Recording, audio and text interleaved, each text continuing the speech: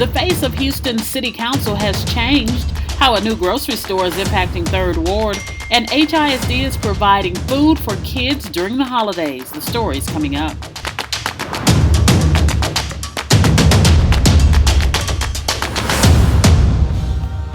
Hi, I'm ReShonda Tate Billingsley with your weekly Defender NewsWrap, where we bring you the biggest news stories from the Black community.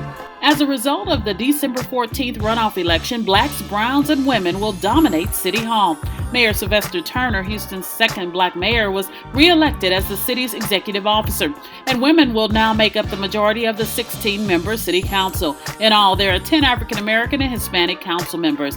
The District B seat, held by term-limited council member Jerry Davis, is still being contested. Newly elected officials are already accepting applications for staff members. A federal judge has dismissed a lawsuit filed by the Houston Independent School District in an effort to stop the state from seizing control of its troubled school board. The lawsuit was one of the last weapons in the 200,000 student school district's arsenal to avoid a state takeover, prompted by the continued dysfunction of the school board and repeated low performance of one high school. With the unveiling of the new McGregor Market at North McGregor Way and 288, HEB is making an economic impact in the 3rd Ward area, from providing jobs to doing business with minority companies to making philanthropic investments. Since many black neighborhoods have limited access to affordable and nutritious food called food deserts, it's not often you see major stores willing to take the risk of opening. The 90,000 square foot store will employ 420 people. In this week's Elections Have Consequences segment, a federal appeals court has struck down Obamacare's requirement that Americans carry health insurance, but sidestepped a ruling on the law's overall constitutionality.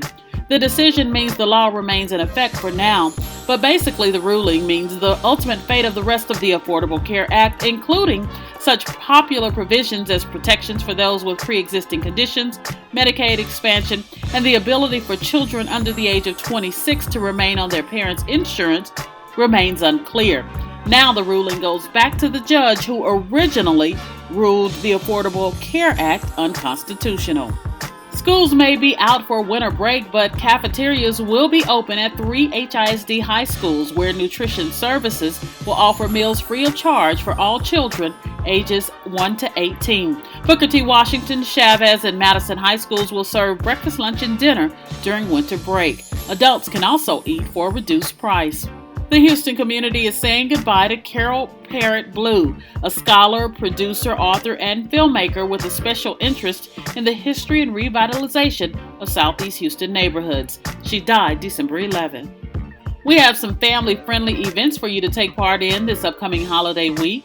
Holiday light sightseeing in Houston's most decorated neighborhoods will take place until January 1st. Zoo Lights at Houston Zoo runs through Sunday, January 12th, and the Ice at Discovery Green runs through Sunday, February 2nd. Check them out, and if you have some events you'd like us to share, let us know at news@defendermediagroup.com. It's a wrap. Make sure you're following us at Defender Network on Facebook, Instagram, and Twitter. And join us here next week for all your Defender highlights.